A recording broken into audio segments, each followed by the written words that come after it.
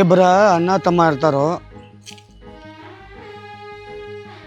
ಇಬ್ಬರು ಅಣ್ಣ ತಮ್ಮ ಇದ್ದಾಗ ಒಬ್ಬ ಸಾಲಿ ಕಲಿತಿರ್ತಾನೆ, ಒಬ್ಬ ಅಡವಿ ಒಳಗೆ ದಗದ ಮಾಡ್ತಿರ್ತಾನೆ. ಅಡವ್ಯಾಗ ದಗದ ಮಾಡೋವಂಗ ಚಿಂತನೆ ಭಾಳ ಇರ್ತೈತಿ. ಸಾಲಿಗೆ ಹೋಗೋವಂಗ ಚಿಂತನೆ ಇರಂಗಿಲ್ಲ. ಯಾಕೆ ಇರಂಗಿಲ್ಲ ಅಂದ್ರೆ ಅವಂದು ಬರೀ ಸಾಲಿಗೆ ಹೋಗೋದಷ್ಟೇ ಕೆಲಸ, ಬರಬೇಕು ಮಾಡಬೇಕು ಹೊಲ್ದಾಗ ಅನ್ನುವಂಥ ಅವನಂತಕ್ಕೆ ಅಭಿಮಾನ ಇರಂಗಿಲ್ಲ, ಅದು ಜ್ಞಾನ ಇರಂಗಿಲ್ಲ. ತಮ್ಮ ದುಡಿದು ಕೆಲಸ ಮಾಡಿ ನಾಳೆಗೆ ಬೇಕು ನಾಡೋದು ಬೇಕು, ಇದು ನಾಳೆಗೆ ಬರ್ತೈತೆ ಅಂತೇಳಿ ವಿಚಾರ ಮಾಡ್ಕೋತ ತಮ್ಮ ಕೆಲಸ ಮಾಡ್ತಿರ್ತಾನೆ. ಅನ್ನ ನಾಳೆ ಖರ್ಚು ಮಾಡಬೇಕು, ನಾಡೋದು ಖರ್ಚು ಮಾಡಬೇಕು ರೊಕ್ಕ ಅಂತಕ್ಕಂಥ ತಮ್ಮ ಖರ್ಚು ಅನ್ನ ವಿಚಾರ ಮಾಡ್ತಿರ್ತಾನೆ. ಇವು ರೊಕ್ಕ ಕೊಡೋ ಹೊತ್ನ್ಯಾಗ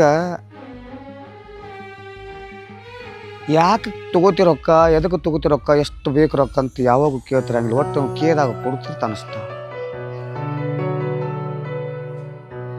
ಯಾಕಂದ್ರೆ ಅವೊಬ್ಬ ಶಾಲೆ ಕಲಿತು ವಿದ್ಯಾವಂತ ಆದ್ರೆ ಸಾಕತ್ತೇಳಿ ಬಯಸ್ತಿರ್ತಾನೆ ಒಟ್ಟ. ಅಣ್ಣನ ಯೋಚನೆ ಏನಿರ್ತತಿ ಅಂದ್ರೆ ನಮ್ಮ ಅಣ್ಣ ನಮ್ಮ ತಮ್ಮ ಎಷ್ಟು ಕೇಳಿದ್ರು ಹಂಗೆ ಕೊಡತಿರ್ತಾನೋ, ಯಾವಾಗೂ ಒಂದು ಶಬ್ದ ಏನೂ ಕೇಳಿಲ್ಲ, ನಾನು ಅವನು ವಾಪಸ್ ಕೇಳಿಲ್ಲ ಅಂತೇಕಂದ ವಿಚಾರ ಮಾಡ್ತಿರ್ತಾನೆ, ಕೇಳ್ತಾರೆ. ಅವಾಗ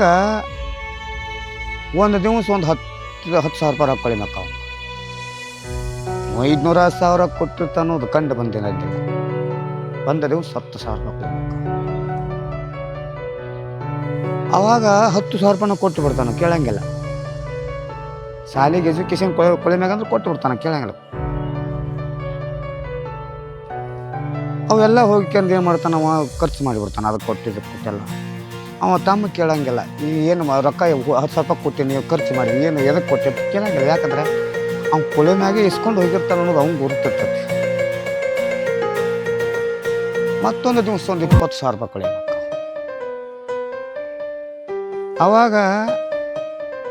ಅವಾಗೂ ಏನು ಕೇಳಂಗಿಲ್ಲ. ಅವಾಗ ಒಂದು 20 ಕೊಟ್ಟು ಅವನು ತೊಗೊಂಡು ಹೋಗಿ ಏನು ಮಾಡ್ತಾನೋ, ಒಂದು 4 ಮಂದಿ ಜೋಡಿ ಹುಡುಗರ ಜೋಡಿ ಕೂಡಿ ಎಲ್ಲನೂ ಖರ್ಚು ಮಾಡಿಬಿಡ್ತಾನೆ. ಇಲ್ಲಿ ಇವನು ಜೋಡಿ ಇದ್ದ ದೋಸ್ತರು ಗೆಳೆಯಾರು, ಅಲ್ಲೋ ನಿಮ್ಮ ಅಣ್ಣ ದುಡ್ಡು ಎಷ್ಟು ಕೇಳ್ತಾನೆ ಹಂಗೆ ಕೊಡೋದ ಮಾಡ್ತಿ, ಅವನು ಒಟ್ಟು ಕೇಳಂಗಿಲ್ಲ ನೀ ಎತ್ತಕ್ಕೆಂದ ಆತಾರ. ಅವಾಗ ಇಲ್ಲ, ನಮ್ಮ ಅಣ್ಣನ ಮ್ಯಾಗ ನನಗೆ ನಂಬಿಕೆ ವಿಶ್ವಾಸ ಐತಿ, ಶಾಲೆ ಕೊಳೆ ಮ್ಯಾಗ ಇರ್ತಾವೆ ಮತ್ತು ಅಲ್ಲಿ ತುಂಬ ಕೊಳೆ ಮ್ಯಾಗ ಇರ್ತಾವೆ, ಇಸ್ಕೊಂಡು ಹೋಗ್ತಾನು ಕೊಡ್ತೀನಿ ಅದ್ರಾಗ ಏನು ತಪ್ಪತ್ತೈತೆ ನಾವು ಕೇಳ್ತಾನೆ.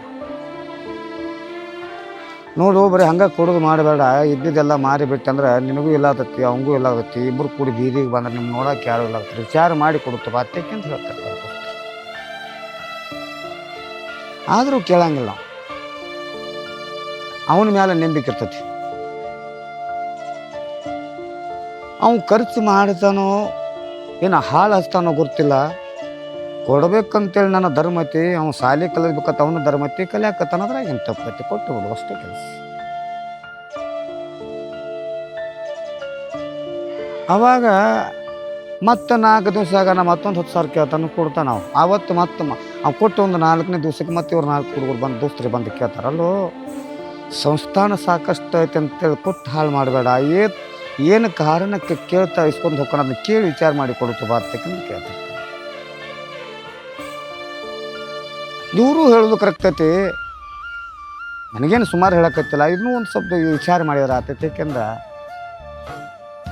ಬಂದು ಕೇಳಿದ್ರೆ ಆತೈತಿ, ಯಾಕೆಂದ್ರೆ ಅವ್ರು ಹ್ಞೂ ಅಂತಾನ. ಸಾಯಂಕಾಲ ಅಣ್ಣ ಬರ್ತಾನೋ, ತಮ್ಮ ಕೇಳ್ತಾನೋ, ಅಲ್ಲೋ ನೀನು ದುಡ್ಡು ಸಾಕಷ್ಟು ನನ್ನ ಕಡೆ ಇಸ್ಕೊಂಡು ಹೋಗ್ತೀಯ, ಲೆಕ್ಕಪತ್ರ ಇಲ್ಲ, ಏನೂ ಇಲ್ಲ, ಏನು ಶಾಲ್ಯಾಗ ಹೋಗಿ ಮಾಸ್ತರ್ಗಳಿಗೂ ಕೊಡ್ತೀವೋ, ಬುಕ್ ತೊಗೋತೀವೋ, ಪೆನ್ ತೊಗೋತೀವೋ ಅಂತ ಕೇಳ್ತಾನೆ. ಅವಾಗ ಯಾವತ್ತೂ ನಾನು ಈ ಪ್ರಶ್ನೆ ಮಾಡಿಲ್ಲಂತ ನಮ್ಮ ತಮ್ಮ ನಾನು ಯಾಕೆ ಇವತ್ತು ಕೇಳಿದಕ್ಕಂದು ವಿಚಾರ ಮಾಡ್ತಾನೆ. ಇಲ್ಲ, ಅವ್ನು ಕೇಳೋದು ಕರೆಕ್ಟ್ ಐತಿ, ಹೇಳಿದ್ರೆ ಆತು. ಅವಾಗ ಅವ ಏನಂತಾನೋ, ನೋಡು ನಾ ತೊಗೊಂಡು ಹೋಗಿದ್ದು ರೊಕ್ಕ ಏನು ಖರ್ಚು ಮಾಡಿಲ್ಲ, ಯಾರಿಗೆ ಕೊಟ್ಟಿಲ್ಲ, ಹಾಳು ಹಚ್ಚಿಲ್ಲ. ನಾನು ಎಜುಕೇಷನ್ ಕತ್ತೇಕಂದು ಫೀ ತುಂಬಾಕ ಬುಕ್ಗೆ ಪೆನ್ನಿಗೆ ಅದಕ್ಕೆ ತೊಗೊಂಡು ಹೋಗ್ಯಾನಿ. ಲೆಕ್ಕಪತ್ರ ತೋರಿಸ್ತೀನಿ ನಾ ತಂದತ್ತೇಕಂದು ನಾನು ಹೇಳ್ತೀನಿ. ತಮ್ಮ ಭಾಳ ಆಚಾರವಂತರು. ತಮ್ಮ ದುಡುಕಿ ಮಾಡ್ತಿರ್ತಾನು, ಅವಂಗ ದುಡುಕಿ ಲೆಕ್ಕದ ಗೊತ್ತಿರ್ತೈತಿ. ಅನ್ನ ಹಾಳು ಹಚ್ಚಿರ್ತಾನು, ಅವಂಗ ಲೆಕ್ಕಪತ್ರ ಗೊತ್ತಿರಂಗಿಲ್ಲ, ಅವಂಗ ದುಡುಕಿ ಗೊತ್ತಿರಂಗಿಲ್ಲ. ಇವು ವಿಚಾರ ಮಾಡಿದ್ದು 100 ಕರೆಕ್ಟ್ ಇರ್ತೈತಿ, ಅವ್ನು ವಿಚಾರ ಮಾಡಿದ್ದು 90 ಕರೆಕ್ಟ್ ಇರಂಗಿಲ್ಲ. ಯಾರದ ಸರಿ ಅಂತ ವಿಚಾರ ಮಾಡಿ ಒಂದು ದಿವಸ ಏನು ಮಾಡ್ದಾನು, ನೀವು ಕಾಲೇಜ್ ಕರೆ ಹೊಕ್ಕಾನು ಇಲ್ಲ ಹೊತ್ತಕ್ಕಿಂತ ತಿಳ್ಕೋಬೇಕು ಅಂತೇಳ್ಕೊಂಡು ನಾವು ಹೋದ ಕೂಡಲೇ ಹಿಂದಿಂದ ಬೆನ್ನತ್ತು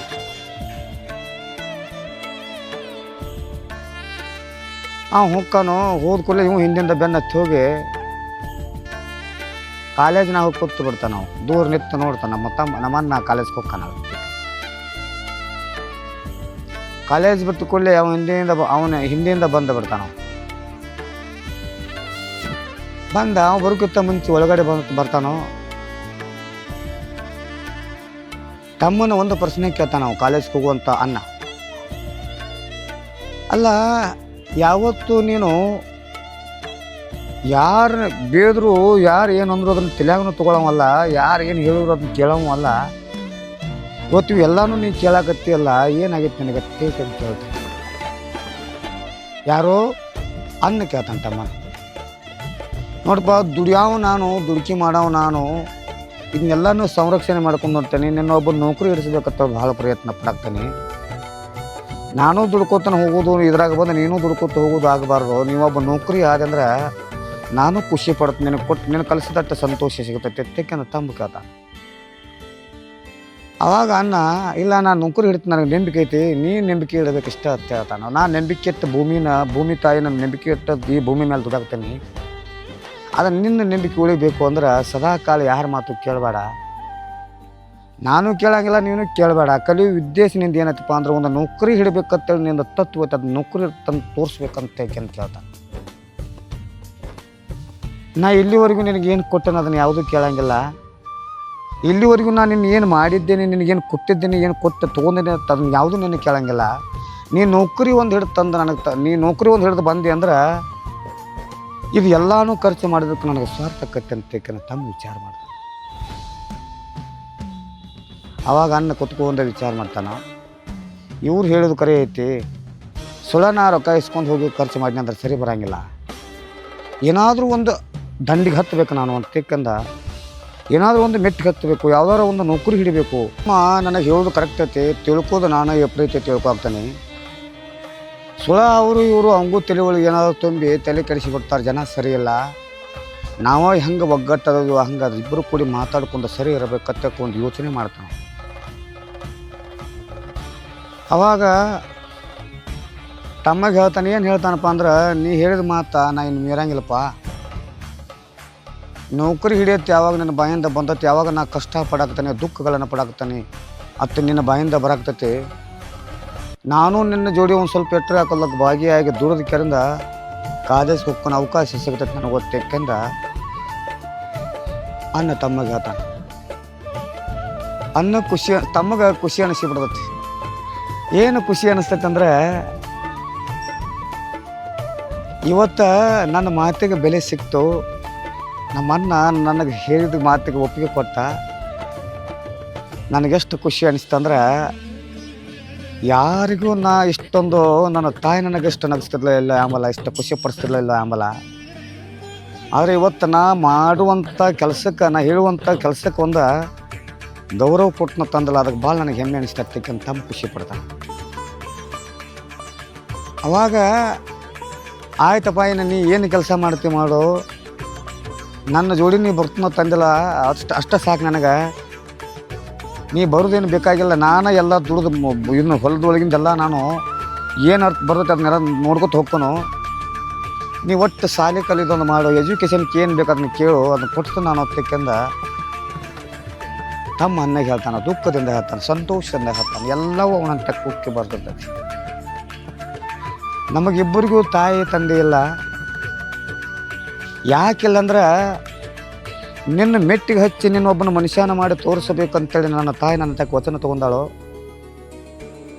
ನಿಮ್ಮ ಅಣ್ಣನ ನೌಕರಿ ಹಿಡಿಸ್ಕೊಂಡು ನಿಮ್ಮ ಅಣ್ಣಗೆ ನೌಕರಿ ಕೊಡಿಸ್ಬೇಕಂತಕ್ಕೆ ನಮ್ಮ ಅಪ್ಪ ನನ್ನ ಕಡೆಯಿಂದ ಮಾತು ತೊಗೊಂಡಾನು. ನನಗೆ ಅಡವಿ ದಗದ ಹಚ್ಚಾರು, ನಿನ್ನ ಉದ್ಯೋಗ ನಿನಗೆ ಒಂದು ಶಾಲೆಗೆ ಹಚ್ಚಾರು. ಯಾಕೆ ನಾನು ನಿನಗೆ ಎಷ್ಟು ಬಡ್ಕೊಂಡು ಹೇಳಕತ್ತೇನೆಂದ್ರೆ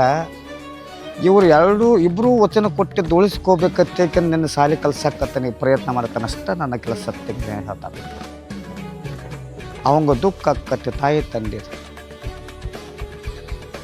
ಯಾರು ನಮಗೆ ಒಂದು ವಿದ್ಯೆ ಹೇಳಿಕೊಟ್ಟು ಹೋಗ್ಯಾರೋ ಆ ವಿದ್ಯೆ ನಾವು ಅದನ್ನು ಸರಿಪಡಿಸ್ಕೊಂಡು ಅದನ್ನು ಮುಂದುವರ್ಸ್ಕೊಂಡು ಹೋಗ್ಬೇಕು ಅಂತಂದ್ರೆ ಅದನ್ನು ಕಲ್ಸಕ್ಕೆ ಒಬ್ಬರು ಗುರುಗಳು ಇರಬೇಕು. ಅದನ್ನು ತಿದ್ದಿ ಹಾದಿಗೆ ತರೋರು ಒಬ್ಬರು ಶಾನ್ಯರು ಇರ್ಬೇಕಂತ ಹೇಳ್ತಾರೆ ಮನೆಯೊಳಗೆ. ಹಂಗೆ ನಾನು ಒಬ್ಬ ನಿನಗೆ ಶಾನ್ಯ ಹತ್ತರ ತಿಳ್ಕೊ, ದಡ್ಡ ಹತ್ತರ ತಿಳ್ಕೊ, ಒಟ್ಟು ನಿನ್ನ ಒಬ್ಬನ ಮನುಷ್ಯನ ಮಾಡಿ ತೋರಿಸ್ಬೇಕಂತಕ್ಕೆ ನನ್ನೊಂದು ಆಸೆ ಐತಿ, ಒಂದು ಗುರಿ ಐತಿ. ಆ ಗುರಿ ನನಗೆ ನಾವು ಇಟ್ಟಿದ್ದ ಗುರಿ ನನ್ನ ಮಾಡಿ ಕೊಟ್ಟೆ ಅಂದ್ರೆ ಅದನ್ನು ನೀ ಸರಿಪಡಿಸಿ ಕೊಟ್ಟೆ ಅಂದ್ರೆ ನನಗೂ ನೆಮ್ಮದಿ ಸಿಗುತ್ತೈತೆ ಅಂತ ಹೇಳ್ಕೊತಾನೆ. ಅಷ್ಟೇ ಜಗತ್ತಿನ ತಿಳ್ಕೋಬೇಕು.